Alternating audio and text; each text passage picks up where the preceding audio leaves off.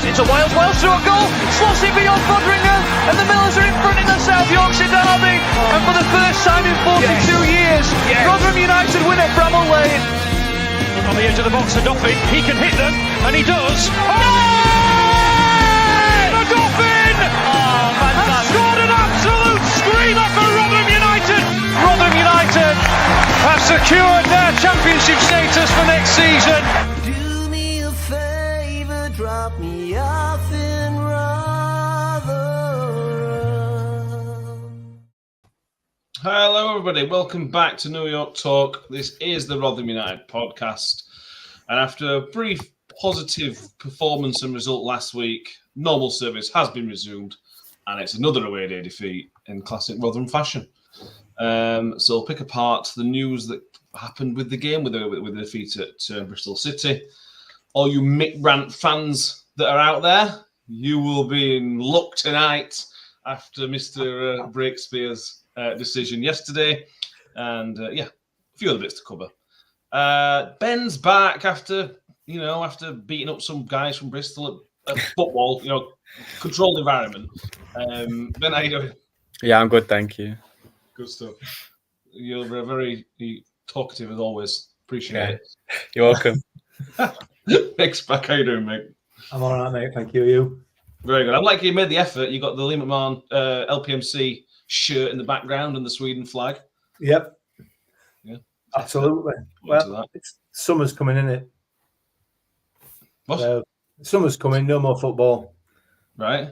So I thought we'd start to, I don't know. I have no idea. Move on. Move on. Yeah, I think you're right. Let's move on. Then Danny's back. Danny's background's always there with the shirts and the flags. How you doing, Danny? I'm doing good, mate. I've got a beer on the go to celebrate loss number 29 of the season. Is that club record, do we know, Danny? I'm guessing it's not, probably. No.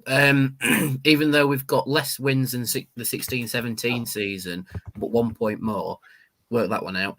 I think we had 33 losses in 16-17. And if there's any worse than that, please let me know in the comments. But I think 33 is certainly in top 5, maybe top 3. Fair enough. We have Tom with us. I think he's having some technical issues. It won't be a New York Talk episode. We had technical issues with it, to be fair. So we will hopefully get Tom with us. Tom was with us when we started recording. Tom's hopefully with us now. Tom, are you with us?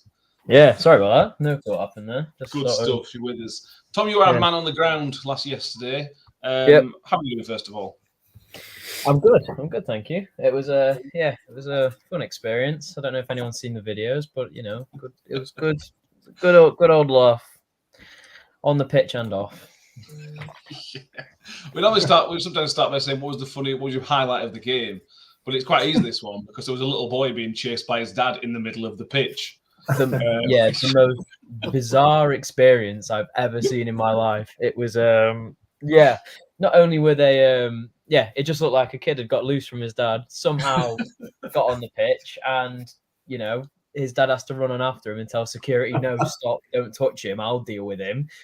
Sort of is escorting his own son off in a kind of security fashion, whilst giving it the big one to the away fan. So yeah, good fun. I no clue what happened. Welcome to Bristol, everybody. Yeah. Not Loads of people with us. Palma, Darren, Martin Hall, YouTube user, Noel Jordan. Loads of people with us tonight. We'll pick up some Rotherham stuff. I'm going to start with non-Rotherham stuff. Harry says, can we become a non-Rotherham United podcast and just talk about Rotherham sport?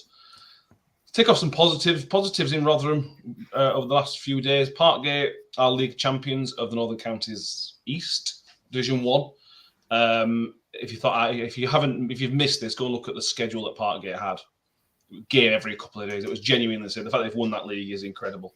Nobody tell Pep or Klopp about that, or else we'll have kittens. We thought our run were bad in COVID. This is just incredible for Parkgate, so they deserve that. And I think they're still in one of the cup competitions as well, so they could get another bit of silverware. So good luck to Parkgate in that one. Rotherham Titans, if you're a rugby fan, anybody, they won the Northern second division, I think. They won the league anyway. National North Division 2, is it? There you go. I think. There you go. So that's very, very good for Rotherham. Hopefully historically, Rotherham Titans have been an excellent rugby team, so hopefully they get back to where they should be, really. And finally, we need to mention Janae Boston, the boxer, who won his first professional title last night. Yeah. It was a brilliant. If you're a boxing fan, it was an excellent performance from the young man. So hopefully he's destined. I think he's potentially at the game at Saturday as well with his belts that he's won. So yeah, there's your positive news. Now on to Rotherham United. We'll talk about the specifics in a minute because Mick will want to talk about that. But Tom, it was nothing changed really, and I'm kind of glad and annoyed at the same time. I'm so annoyed because it was a poor performance. It was an average performance by the best standards. But what it probably tells us is even if Steve Evans came in December, this team was probably unsavable. Because if you put Liam Bristol in charge of that team, it wouldn't have looked any different for me, I don't think. No. It was such a nothing performance. No matter what, it was always going to be a Rotherham 0 game, and it just happened to be a fantastic free kick and a penalty that wasn't. Was the only difference. We've said all season. You look at some of the quality in and around the Championship, and some of it isn't great. Bristol City, although Foot was probably very, very off the gas, were a very average side, not full of any real quality going forward. Very much so. It was a game that lacked any kind of quality going forward. And we've it's just been like that all season. It was just you can't get much out of what's that saying? The plumber can't do much without his tools, sort of thing. And you can't at all. The players, just some of them are just the personnel is completely inept at times, unfortunately. Yeah. I mentioned then, Dan, it makes me feel kind of happy and sad at the same time. How does it make you feel that this team was done for? If Steve Evans can't get them up for a little bit, especially away from home, who could have done this job? It seems like an impossible job. So then you have to go back to the start of the season, don't you? Yeah, I think it more shows that it's not totally the managers that we've had fault that this team has struggled in the league. I think it is down to the performances on the pitch as well, because it's sort of a similar tale to when Richardson came in. We had that little lift when a new manager came in, as we saw with Steve Evans against Birmingham, which was one of our better performances. And then it suddenly dropped like a stone again. But I sort of like how Steve Evans has been more vocal about it, and he's gone, this needs a lot of work doing to it. So it's like things just too quickly, to be fair. It's not really on day one, is it? Yeah, exactly. But I suppose at least Evans has identified that, and he's already called a meeting with the board as well. So it's added more fuel to the fire about it being a very interesting summer. But from what I heard of the game, because I was listening to it whilst I was getting ready for work, it sounded like your standard Rotherham performance, very little fight and determination, very few chances going forward, and borderline heroic goalkeeping performance as well in what is Dylan Phillips' first league start for us. And we'll get onto this in a minute as well. But I think the Bristol City striker should be an Olympic diver, never mind a footballer. He wouldn't be very good at that either. We'll definitely come on to that in a moment. A few people Phil says I've been watching us for a long time, and while we may have had worse teams, this is the worst team in terms of fight and determination. Shelley says he disagrees that we've had worse teams. Shelley says he can't think of a season where he'd sooner do something else on an afternoon, regardless of the down. Where do you sit on that one, Ben? We're now penultimate game of the season ticked off. You obviously watch football for much less time than me and probably most people in the comments, but does this make it worse than the 16-17 team, for example? Where does this sit for you? I think, it probably is worse. I think, I don't know, that was a really bad team. That was a really bad team and a really bad season. It's got that similar feeling of it feels like we're playing with 9 men. It feels like we can't do anything. I think it was a little bit different yesterday. Yesterday wasn't as bad as we've seen earlier in the season. We had some half chances. But I don't know. I think this is probably worse because I feel like the player for player, this team is good. It's a good team. You know, if you look at the players individually.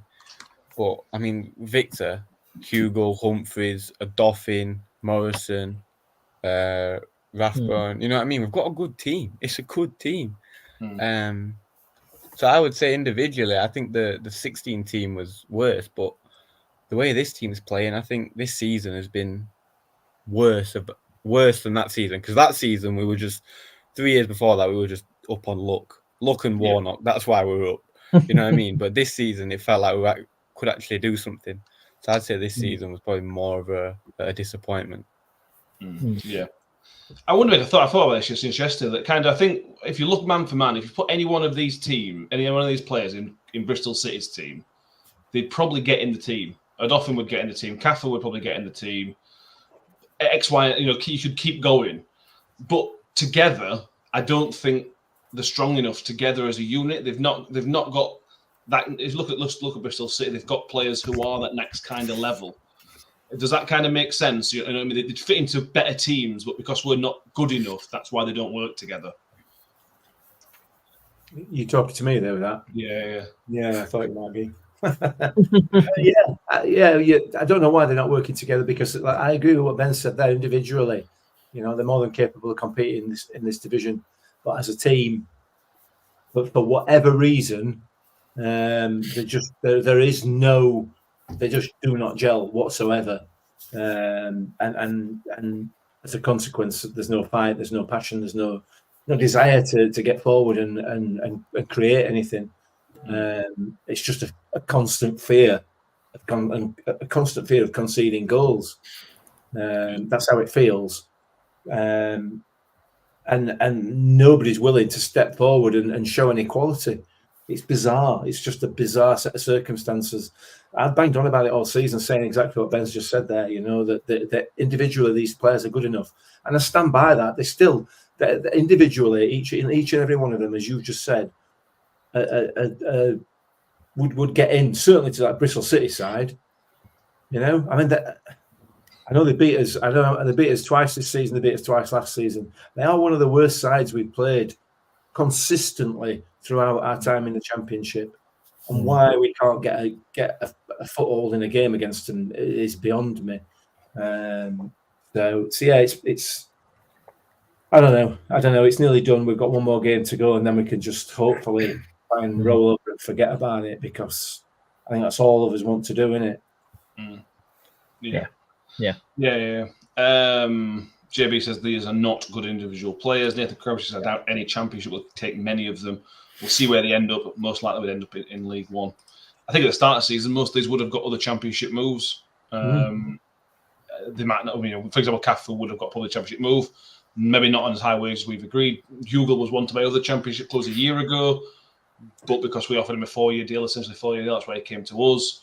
We could go on to a couple of those, and Victor will start to speak for himself, really. Matt Squire says, did either Evans say things were worse than the chairman and board had told him? He did say that, Tom. And I kind of wonder how bad. Do you think Tony sugarcoated it a little bit? Or do you think Evans just thought, he's not? It can't be that bad. I don't. We're bottom at league. We were on course to get a record equaling low points total. How much worse can it be than he thought?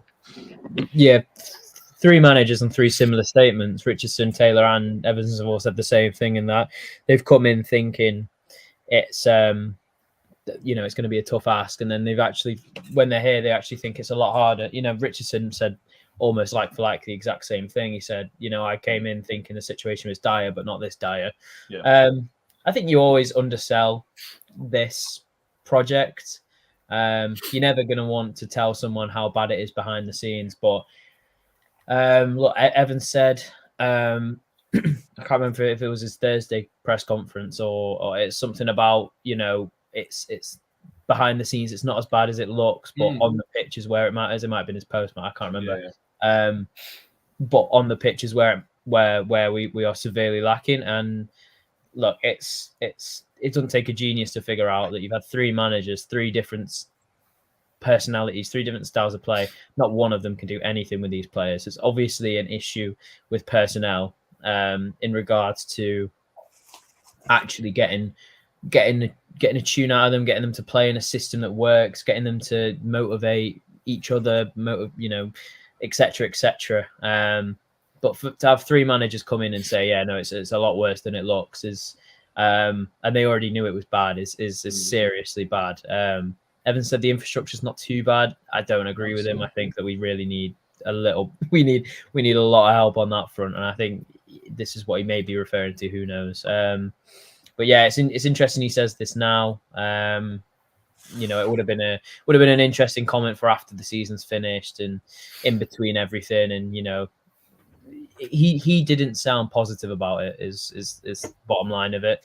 Sounds like a big clear out in the summer is needed and wanted. So we'll have to see on that front. Yeah, Mick, were you going to say something? You're playing face if you were. I mean, the bottom line with this is that two of these managers have every right to say that. 2 of them actually absolutely have, in terms of Evans and Liam Richardson. Matt Taylor had no right whatsoever to claim that, because he signed these players. Yeah. He was the one responsible for bringing these players into the club and coaching them through the first part of this season. So he's got absolutely no right at the time, and we said this at the time, that when he was calling players out publicly on Radio Sheffield after matches, he's no right to do that. He shouldn't have been doing it anyway, but he should have been doing it in private if he was going to do it. But he was the one that brought them in, coached them, and set them up to fall or fail. So I agree. Evans has said what he said. He didn't say that 2 weeks ago when he first came. These players shouldn't be here. These players shouldn't be at this level in the division, is what he said. But now he's had a couple of weeks to work with him. He obviously realises that is the case. But yeah, he understands now and sees what the issues are, as did Liam Richardson. And I suspect what I would argue is that by saying that, Steve Evans is saying he ain't going to do a better job than Liam Richardson did if we kept these players, which obviously we're not going to do. Yeah, it's a shocking state of affairs, but the blame fairly and squarely for me lays at the feet of Matt Taylor.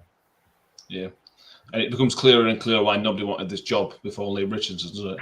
Yeah, it's becoming clearer and clearer. If Evans, who wants to be here, is saying this, why would a Nathan Jones and Gary Rowett, who has no connection to the club, fancy this kind of job? Absolutely. It makes perfect sense. Let's go back to the start again. We'll come on to the penalty incident in a minute, but let's talk about the initial lineup, Danny. There's 2 headlines. Let's go through the substitutes bench first. My God, that was depressing. It's 6 players, 2 goalkeepers, and 1 kid. I mean, again, that just sums up the season, because you can't be competitive. You can't make the in-game changes. That's another example of how bad this season has been and why it's been so bad.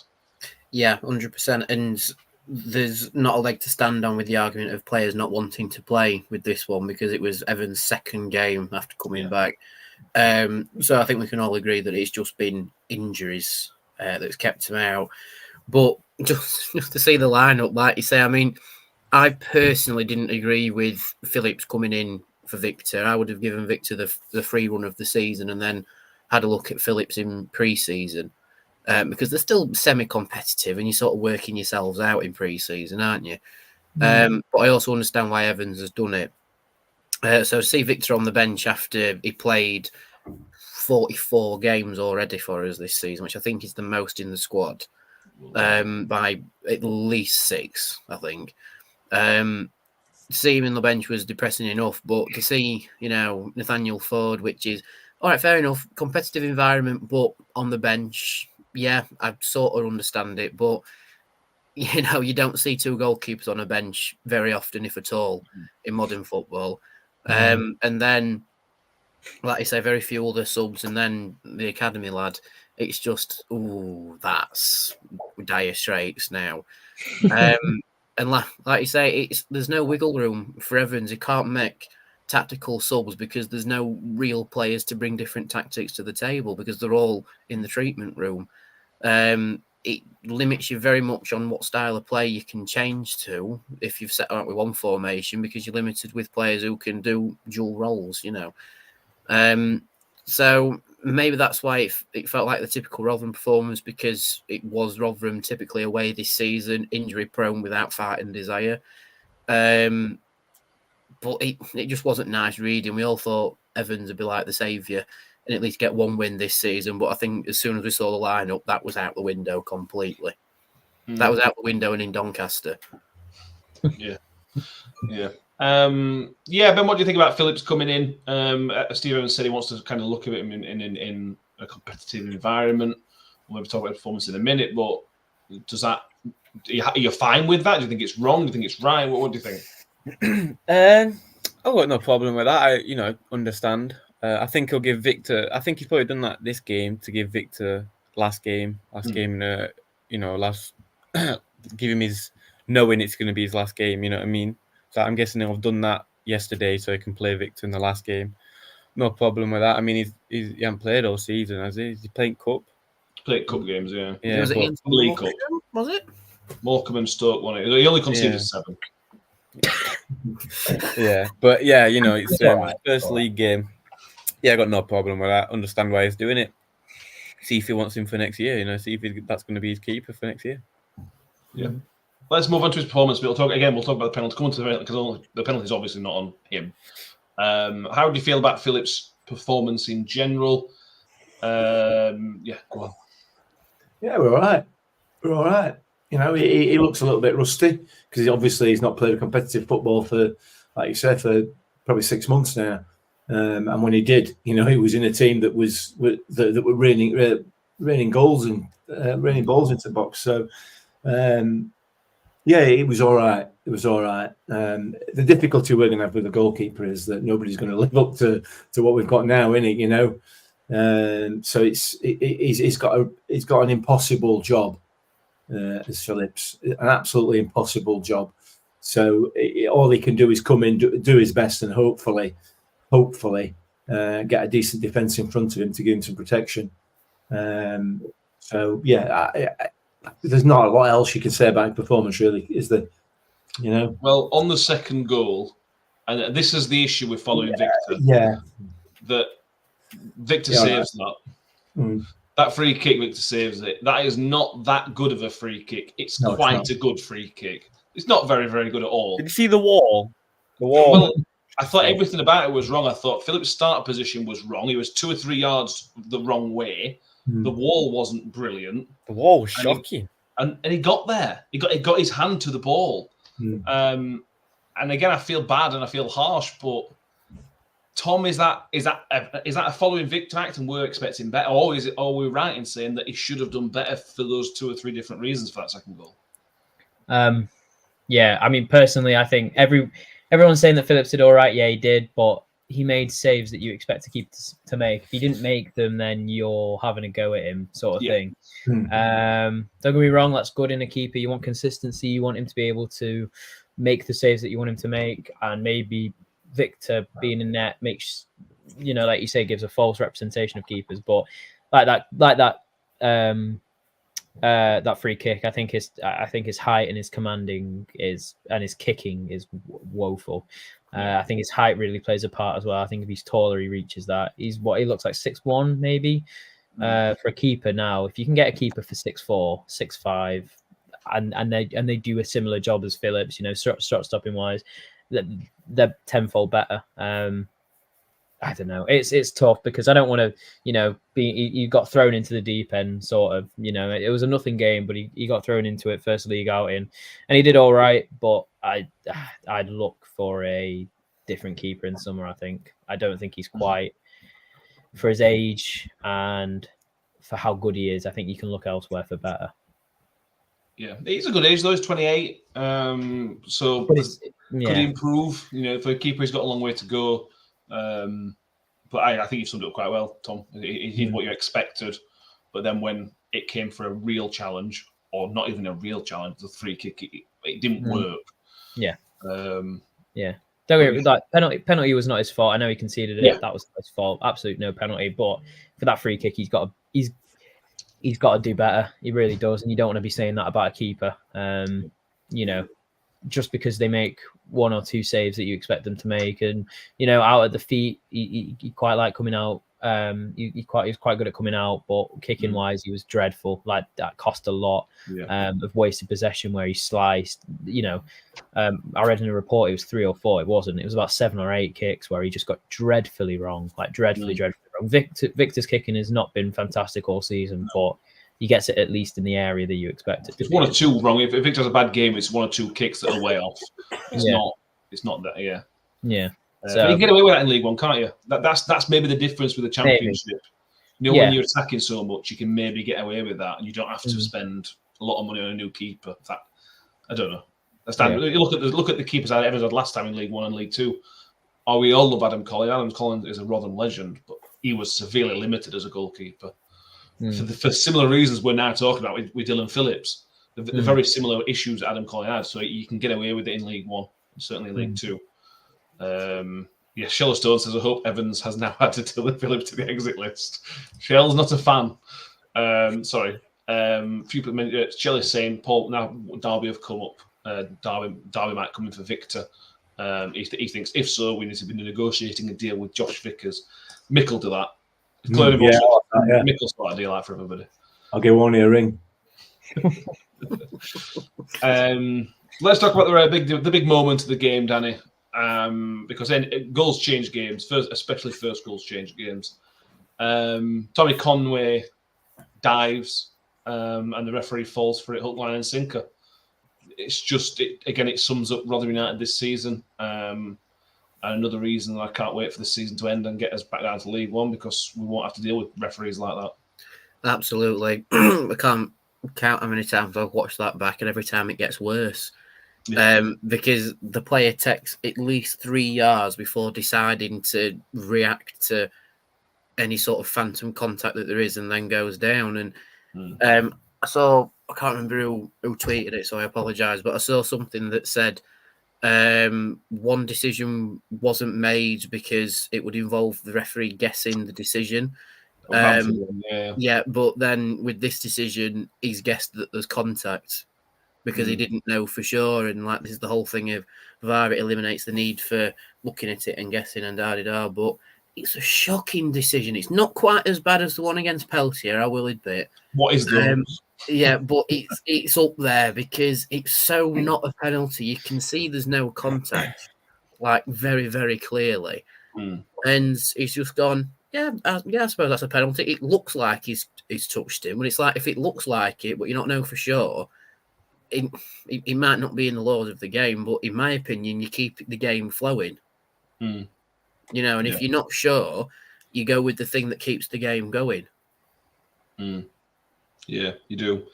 Somebody's comment, Harry says the referee is a League One ref. Hope that makes everybody happy, especially. Yeah, I've just checked. He is absolutely right. He's done 2 championship games this season, both Rotherham United. The 5-0 away at Norwich and the 2-0 away at Bristol City. Ben, look, where did your blame lie? Is it awful refereeing, or is it down to Conway? Should we be directing a lot of this blame down to the actual cheat himself who dove? Because if he doesn't die, the referee hasn't got a decision to make, and do we then need to clamp down harder on cheats like him and Bamford, for example? Clamp down how? Ban them. Put retrospective bans. Nah, I think the referee's got to be got to have some common sense. See that he's taken a step with the tripped foot before he's even started to go down. So if he's taken another step with that foot before he's even falling, he's obviously not being knocked off balance, has he? I don't know. I think you've got to blame both. I mean, he shouldn't cheat and he shouldn't give it. It's simple. It can't be that hard. You know what I mean? You can tell when someone's fell. You can tell when someone's been tripped. You can tell when someone's done it purposefully. That yesterday was embarrassing. It really was. But you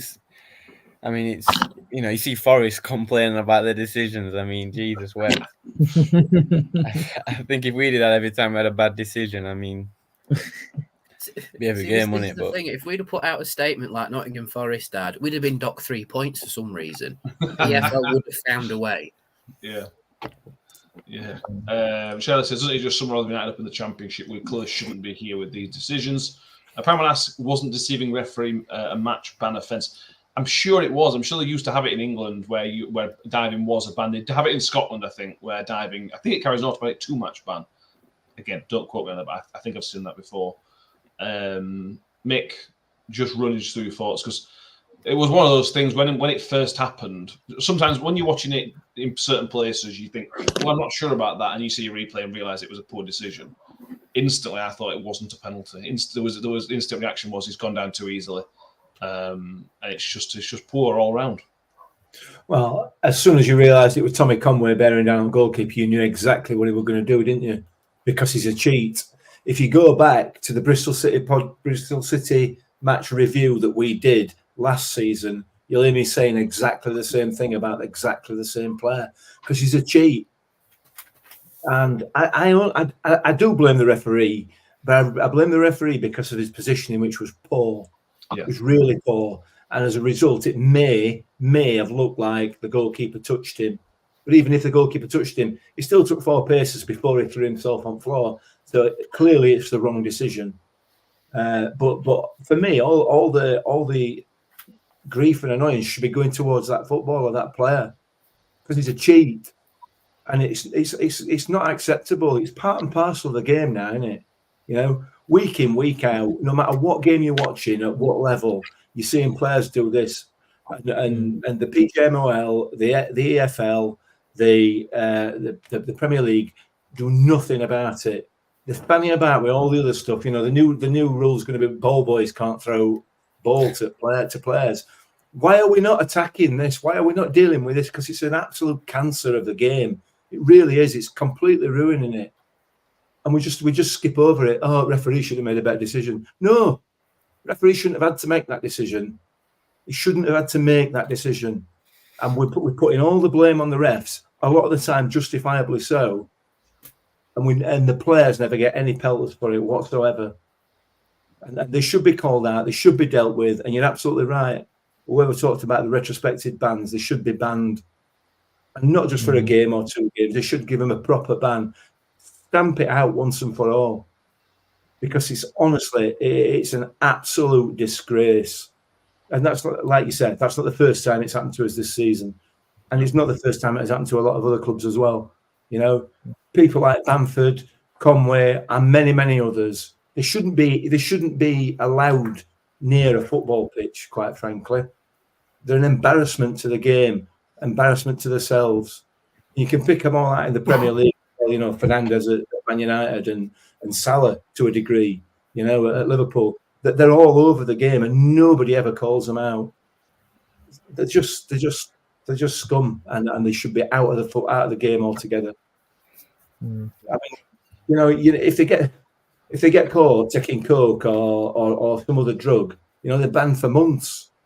Why is that any different? How is it any different? I tell me, you know, if they're taking steroids or something to improve the performance, to enhance the performance, over and put somebody else, how is that any different to what Conway did yesterday and others did as well? Because all they're doing is cheating to gain an advantage. There is no other difference. So makes me sick. I hate it. Before someone takes that out of context, we know that that's illegal. That is why that it's severe. Yeah, but technically, this is illegal under the sport. It's illegal under the sport. Yeah, but yeah, maybe the wrong drug, Tom. You know, enhancing drug, whatever that might be. You know, but the bottom line is, it's that the reason for doing it is exactly the same. Gain an unfair advantage. I agree. It's a joke. The thing is, it's quite an easy thing to sort out for me. Do you know offside is complicated because of, especially in VAR circumstances, and handball is difficult because you've got to take certain things into account. Is it intentional? Is it this? Is it that? This is easy, right? He's cheated. He's dove, right? Ban him. But it's not hard to work that out, and I don't understand why it's not dealt with. It feels a really easy thing to deal with. It's an easy win for football. It's an easy win. Absolutely. It's literally low-hanging fruit, this. Pick this off. It really is. you know, Yeah. and we just go, oh, well, there were contact. Oh man, alive! Honestly, it's embarrassing. And the problem is what then happens is, and what's happened with this and other decisions as well. It's the referee that gets the blame for it. The referee gets the blame for it. That has got one opportunity, one look. Let's put VAR to one side because they're just, the people who operate that are even worse. However, the referee has one opportunity, and Breakspear yesterday was probably, he was wrong side.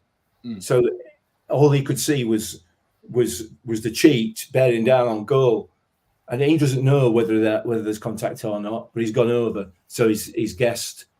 He shouldn't have to make that decision. There's no need for that decision to be made, but he's getting the pelters for it when the player doesn't. He also, if he stays on his feet, he scores. I know. I was just about to say that. I always find that bizarre. He's round the keeper. He's clearly in control of the ball still. He can just put it into an open net, but he decides to fall over and cause some controversy. I don't understand it. No, he's trying to get keeper sent off. Thankfully, the double jeopardy rule exists. So that's the good thing that it's done. But yeah, many years ago he'd been sent off for that one. Paul Rigby says, can't change the result. The ref and the player part to blame, but why can't the FL act on players stamping out? It mentions the game ban. Mick Rant. It wasn't Mick Rant, Power Mag, you're right. Shelley says, instead of drawing the lines in for the TV decision, talk about sin bins, different rules, sort out the basics, and improve the standard refereeing, especially clamping down on that. Nathan Crabtree thinks 5-match ban for the first offence, 10-match ban for the second, which continues to double each time. Like that. Then Patrick Bamford would need to find a new career. Sadly for him, not sadly for the rest of us. Reg says that would mean Newell getting banned too. Well, it wouldn't do it. The bottom line is, it would eventually stamp it out of the game.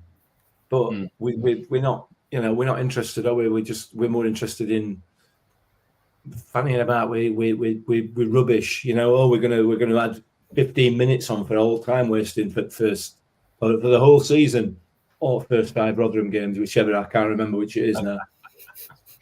Yeah. It's also a bit going down. It's us again. It's obviously not, but it always feels like us. And I don't know about you guys. I had messages from a few different fans of other football clubs going, you always have these decisions against you. I know you're rubbish, Rotherham, but you always seem really unlucky as well. And it's not even this season, is it, Danny? It's not even just this season, this level. Well, to throw out the word bias, I think a lot of referees do have a bias when it comes to Rotherham United, in the sense of, it's only Rotherham, it won't matter too much. That seems like it's the mentality to have. It's like when we played Blackburn with the absolute calamity of Bobby Madley. Oh, yeah. Like, Blackburn is a much bigger club than we are. They've won the Premier League, and yeah, they find themselves in the same division as us. But there's no excuse in a refereeing performance like that. But at least to my knowledge, it always feels like Bobby Madley's had that that sort of I'll use it again, that word bias against us. It's just little Rotherham. What was the name of the referee yesterday? Charles Breakspear, I think. Charles Breakspear. He's a League One referee, so again he'll have that bias. Like, it's already Rotherham, I'll be refereeing them next season. It almost seems like it's got the odds are always stacked against us when it comes to referees. I think Keith Strauss had it in the past, but he's got a lot of stuff right, especially the Birmingham game, I think. Credit where credit's due. But time and time again with referees, it just feels like, it's only Rotherham, it don't matter. Oh, that penalty were wrong, it's only Rotherham, it don't matter. They won't pipe up too much. It's not that big of an issue. Not like it's Leicester where they'll try and sue the EFL for God knows what. It's only little Rotherham, it don't matter. And it shouldn't be that mentality. It should be an equal footing for every football club, whether your stadium holds 4,000 or 40,000. It should be an equal footing because it's 11v11 on the pitch every single week, and you should referee it to the best of your ability within the confines of the rule, but keep it consistent. It doesn't sound like it's too much of a hard task for referees, but with decisions like this, they make it seem like it is. They make it seem like we've had penalty decisions like that could have gone in our favour that they've not given because it involved guesswork or there's not. I don't think there's enough contact, but they've given this where there wasn't contact at all. and he's bought the foul, legit bought the foul because there's nothing there. And it, like Reggie's just said, I've just spotted his comment, unconscious bias. That is exactly it. Unconscious bias against a football club that's small in comparison to the rest of the league. And, like they said earlier about sin bins, we don't need sin bins in football. You need a better education of to treat football clubs equally.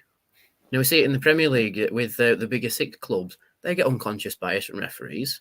Absolutely, they do.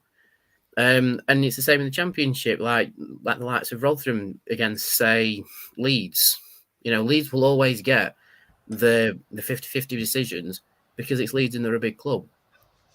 It shouldn't be like that. It should be an equal footing every single time. And Rotherham this season have shown exactly why there is potentially a bias in football towards bigger clubs.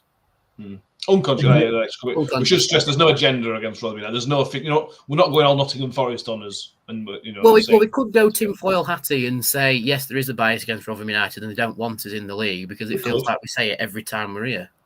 Yeah, that's just me. I mean, you mentioned Leicester there. To my knowledge, up to about 4 weeks ago, I don't know how many they've had since, but up to about 4 or 5 weeks ago, they'd already had 14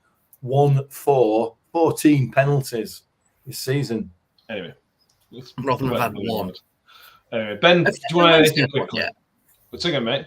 Has Sheffield Wednesday had a penalty yet? No, but that's funny. So yeah. Ben, very quickly, anything to add on this? No, I mean, it's been happening for, I think it was nearly 10 years ago at Swansea away. I mean, it's been happening as long as I've been watching Rotherham, which is obviously not long, but I mean, I think it's just poor refereeing. I think they're just not good refs. Yeah, fair.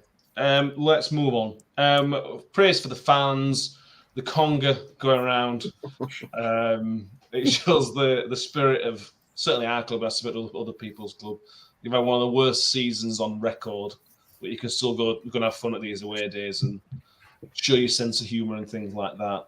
And those fans hopefully get rewarded. Every fan that went Saturday and has been this season will get rewarded next season with what will hopefully be some wonderful away days and some wonderful moments that we can take away. Well, whether it's success in promotion, we'll have to wait and see.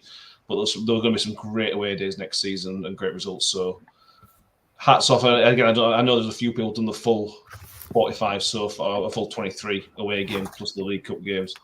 You deserve a medal and a special mention by the club, because if you've gone to every game this season, my God, that's amazing, genuinely amazing. So well done to everybody who has done that. Well done. On the performance, Tom, I want to talk about the strikers. We are limited. We haven't got barely any strikers available, but we gave Hugo quite a lot of credit last week. I thought it was good against Birmingham. There were times yesterday that I forgot that your Jordan Hugo was playing. And again, I feel a bit like, I'm not, it was Charlie White. I felt sorry for Charlie White because it wasn't all his fault because we were just rubbish. Did it fall into that category, or was Hugo just back to kind of his normal self a little bit? He was playing right wing for a start, so I think that's not ideal. Yeah, I think you could. I think cut him some slack. But yeah, we've got 2 strikers who really don't suit what we want to do. We've got a manager who wants to play run hard, run fast, press high, etc., etc. And we've got 2 lumps, for want of a better word, that can't really do that. They can't harass and harry a defense. They try. There's no taking off their work rate because they do work hard. We don't get balls in the box. We don't give it to feet. We don't give it to them in the air. We don't. We don't do much with either of them. But Hugo in particular always looks like the worst of the 2 that start, in my opinion. When he has 2 who start with him, Nombe Eves, Wyke, if they ever played together. I don't think they did, but just they all seem a bit like he is the lesser of both. And I don't think it's his issue. I think he works hard, and I think he does some of the basics right, but a lot of the time it's just down to I don't think he's good enough. I don't think he's sharp. I don't think he's quick. I don't think the confidence is there. there may be a player in there, but Mm. I'm yet to see it and yet to be convinced. And if he wanted to go in the summer, I'd happily part ways. He's not done it for me at all.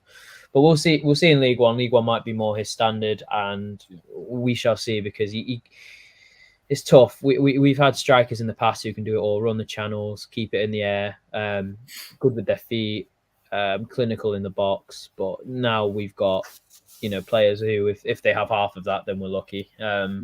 So we'll see. Nombe will be hopefully a bit better in League One, because Championship's definitely too far for him at the minute. But they're all lacking confidence, and they're all lacking ability at the same time, and it's not a good place to be. Eve's 1-on-1 in the first 20 minutes. Should be scoring. We don't get many chances like that, and confidence is just low. I get it's a tougher chance, but if you're a striker, you feel like you have to score them. So yeah, it's to do with service, and it's also to do with ability. I don't think the ability is there, and I also don't think the service is there. The amount of times that there's chances to get crosses in the box and we turn around and pass it back is ridiculous, and it needs to stop next season, and hopefully it will. Yeah, I suppose the one positive, Danny, is that a lot of times this season, especially under Lynn Richardson, that when one goal goes in, there's a capitulation. Now, whether the other team is good enough to hit 4 and 5 is obviously another question.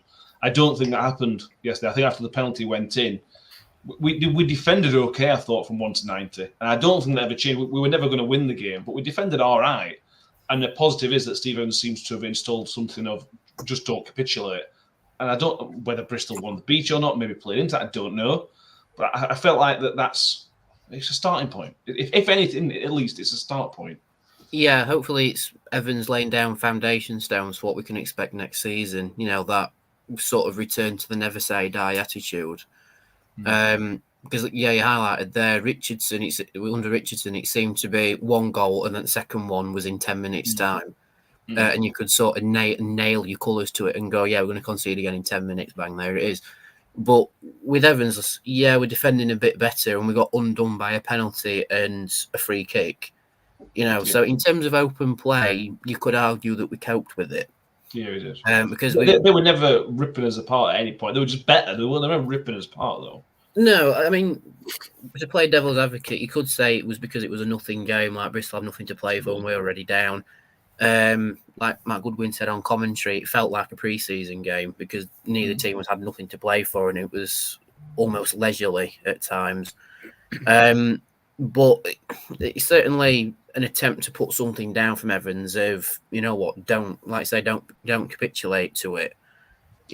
We've got 90 minutes. If we concede early, it's fine. If we concede late, we've still got X amount of time left. It's not a case of, rolling over with every game. Just fight for everything. And under an Evans team next season, that is the right approach to League One, because the amount of late goals you see in the third and fourth tiers is nuts. So I'm quite happy with that attitude that he's trying to instill. He's just got a lot of work to bring the whole new Rotherham United ball together, if you like. Yeah, Phil says we haven't got an Agard or Dicko to turn to. We haven't yet. But if anybody out there can find the next Noah Dicko or Kieran Agard, it's probably going to be Steve Evans. And with the budget that we've got compared to everybody else, it's going to be one of the top. It's not going to be the top, obviously, but it's going to be one of the top end budgets in League One. Let's move on to that. Let's move on to League One next season. Let's start with the Championship, though, in terms of what's going to happen for next season, Ben. What are you doing with your camera? Yeah, I'm itching my foot, sorry. Sorry, mate. Sorry to interrupt. Leave you then. It's all right, mate. Based on Saturday's results, Huddersfield are basically down. They need a 14-goal swing. They're only going to wait to Ipswich, so there is a possibility of that. They need a 14-goal swing. So Huddersfield in League One next season, is that one of the better ones for us to come down with us or not? Yeah, I mean they were poor. They were really poor. I'd like Huddersfield on Wednesday, but I don't think Wednesday can come down, can they? Yes, they would need Birmingham and Plymouth to win, I think. I would want Huddersfield on Wednesday. Really? Why Wednesday? I just want to play him. I like playing them, and I also don't want to have them do the double overs, and that's the last time we see him for a couple of years because we'll probably go up and they'll probably come down. So if they don't come down this year, so I think that's the last time we'll see him for a while. But I mean, that'd be amazing, wouldn't it? Us, Wednesday, Huddersfield, and Barnsley, Maybe Donny. and maybe Donny, all in the same league. I think That'd be good. that'd be pretty good, Yeah. wouldn't it? So Yeah. Yeah, it would. I don't want Sheffield Wednesday down here because they'll just steal every player we try and bring in. Yeah, I've had it for Wednesday. yeah, but remember Stevie May, or was it Alfie May? Stevie May. Yeah. And how that Well, turned yeah, out, so it's not all. Yeah, Yeah. it's not all bad. True. Yeah, I mean, Huddersfield. Talked about Huddersfield. They have got a rich owner. The Nagel, I think Kevin Nagel, I think, is a gobshite, to put a better word on it. But he's got a lot of money. So they could be one of the teams that don't want to put the Birmingham money in that Birmingham are probably going to put in if they come down. But they're going to have a bit of money to spend. But if they'd have kept Warnock, they wouldn't be down here, would they? No, it's their own fault, isn't it? And they're a one-man team. They've got Sober Thomas, that's it. And got nobody else. Ben Wiles, maybe. But they don't like him. So and Thomas will not come down to League One with him, I wouldn't have thought. I can't see that happening. So yeah, Huddersfield... I've no real qualms about that. I don't agree with Ben. I don't want Pigs down with us. It's like I've said many times. It's Sheffield United's turn to take some responsibility and look after them for a couple of seasons, babysit them for a couple of seasons, at least one anyway, so that we don't have to. Plymouth, I think, for me, would be the ideal. Huddersfield and Plymouth would be the ideal scenario. Absolutely don't want Birmingham. No. Sooner have Pigs than Birmingham, quite honestly. Because they're going to spend next season. If they stay up, I think they'll be competing at the top end of the Championship.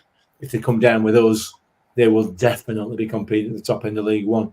They will throw millions and millions and millions at them down because of the spending power that they've got. So for me, I'll stick with it. Huddersfield's fine. I don't have a problem with that because they're going to be minus Sober Thomas, and that's all they've got.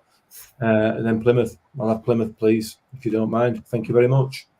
They're both unsettled managerially as well. Obviously, the guy that's coming at Huddersfield, I can't say his name, has not done anything. And Plymouth has still got the director of football in charge, Tom. So if it is both of those, they're both coming down on kind of back foots. If Birmingham come down, they'll probably keep Tony Mowbray, who's a great manager, or even Grier Howard, again, is a great manager at that level, and they'll probably be set quite well. Even Blackburn, if they'll probably keep John Eustace, and again, that he's set. I feel like Huddersfield and Plymouth are two really on the back foot, certainly managerially. Yeah, Plymouth will lose Whittaker. They'll lose a lot of their good players. Yeah. There's no way he's playing league. It's same with Victor. There's no way he's playing League One football next season in the slightest. He's had offers from Lazio and whatnot. Yeah. There's no way he's doing that. But like you said, I think Huddersfield will struggle. I think they've they've outperformed this season. I think that's saying something based on their squad and who they're, Mick mentioned Sober Thomas. I think, is it Michael Heelick at the back? He's a great player. Them two will go. But yeah, both those, I think what we have over the other teams that are going to leave, over the other teams that will come down with us, if we know who's leaving, they can't plan for, their best players staying because there's a chance they will, there's a chance they won't. Whereas with us, we know everyone's going and they have to at this point. But I think that's the ideal. I think, like you say, Blackburn and Birmingham will come straight back up. I think there's no doubt about it. I think QPR might be safe now, but even then, never mind them. But I think Huddersfield and Plymouth are the two that you're looking at as. If they come down with us, you'd fancy your chances against them two clubs with the others that are in League One for us to come straight back up. But we'll see if that's even the right choice for us. I don't know if coming straight back up will be great for us in the long run. In the short run, it'll be fantastic. I just want to enjoy next season. I think we've been so low this season that next season we can finish. I'm not even going to say it. I think as long as we enjoy next season, that's all that really matters.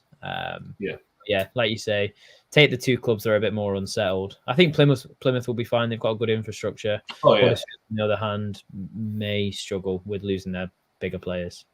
Yeah, their owner is genuinely a madman as well. He does a podcast with some bloke, and some random American. It's just mad. So yeah, the madman. Yeah, a few people mentioning to keep Plymouth, Whittaker, Hardy, Mumba. It's going to be difficult for them. But then if they sell for those 3 players, you're going to be talking almost 30 million quid, 30 million quid for them to spend in League One. Yeah. So although they'll be on the back foot managerially, they are set for the future to build and hopefully for them to go.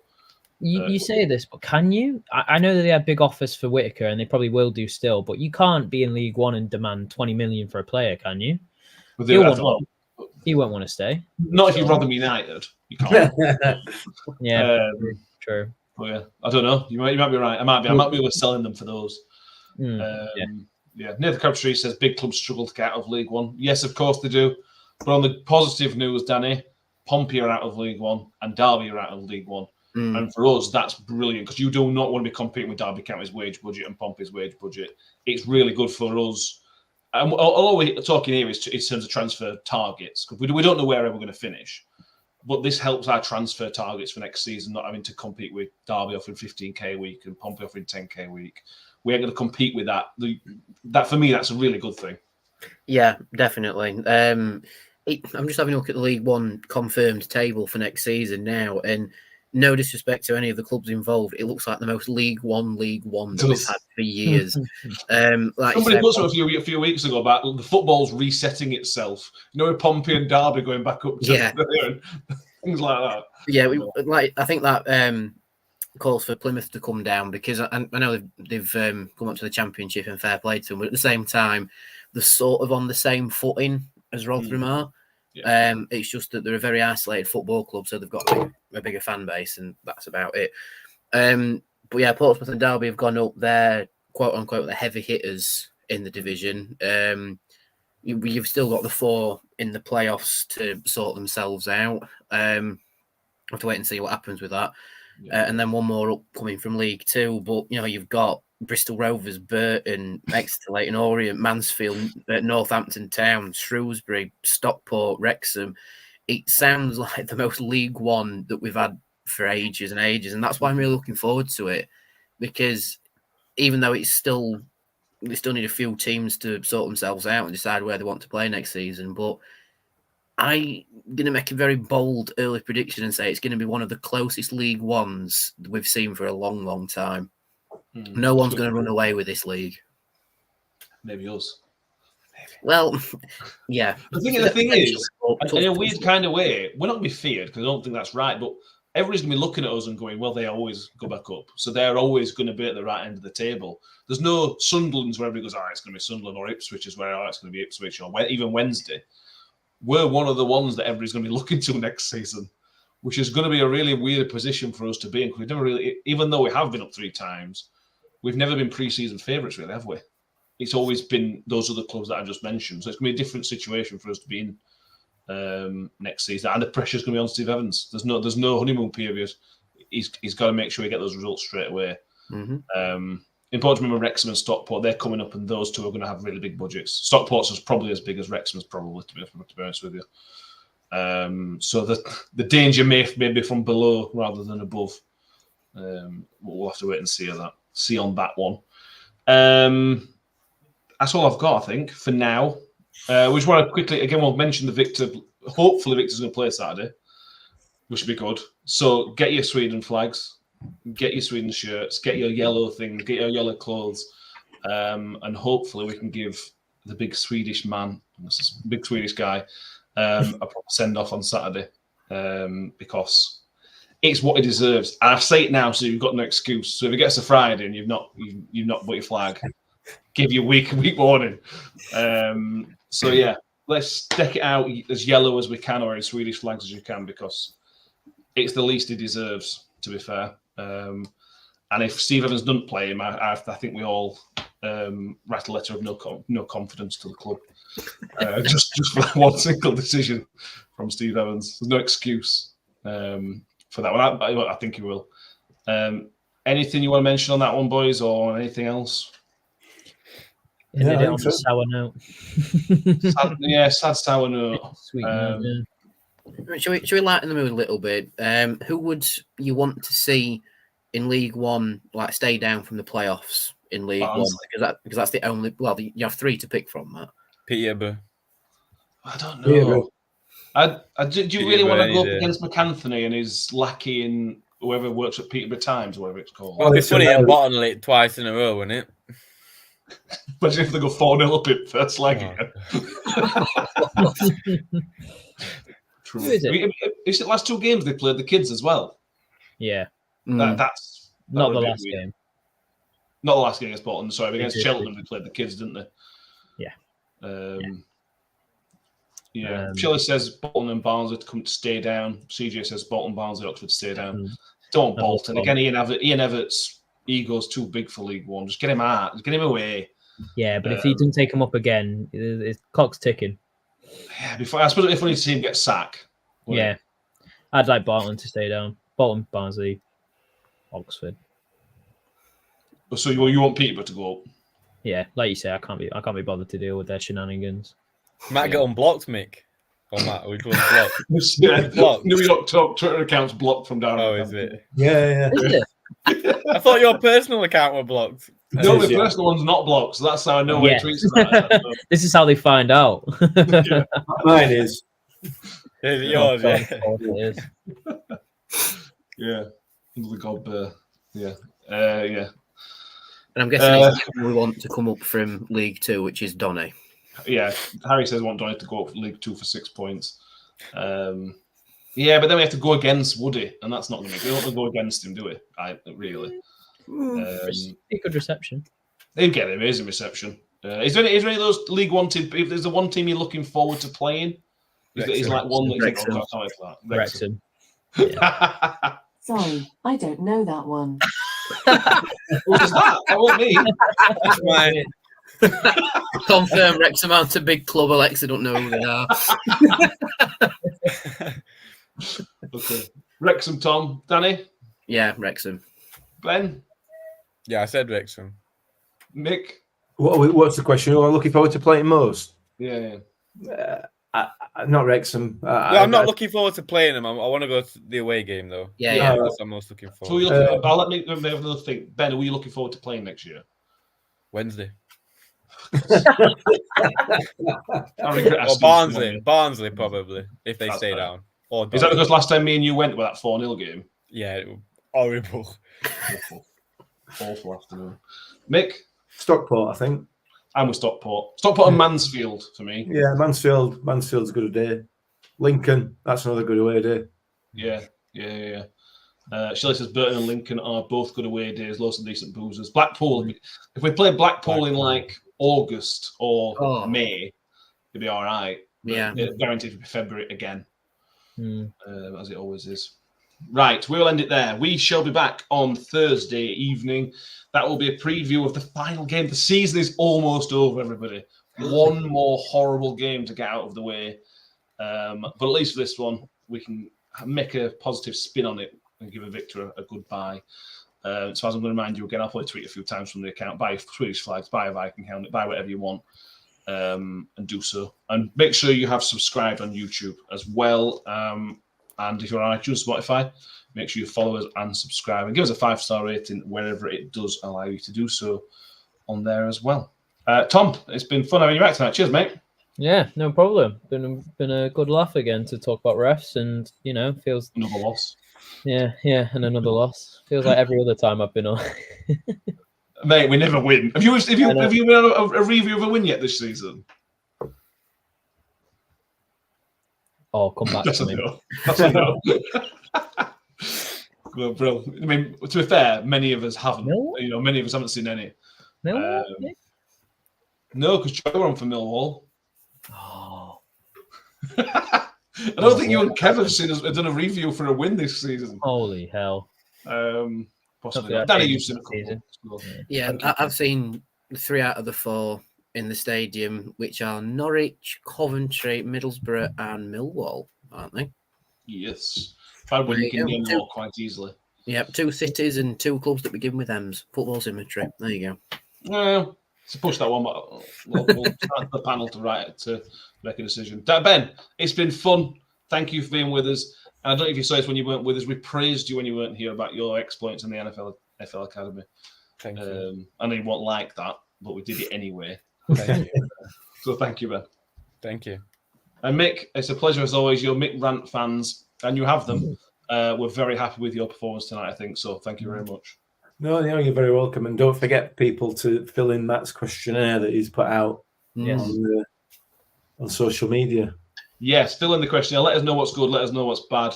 If it's really bad, I won't tell these guys. But it is anonymous as well. It is anonymous. Yeah, you don't submit your name. Although John Morell, I know what your answers were. Let me put it that way. I worked out which ones you, I think.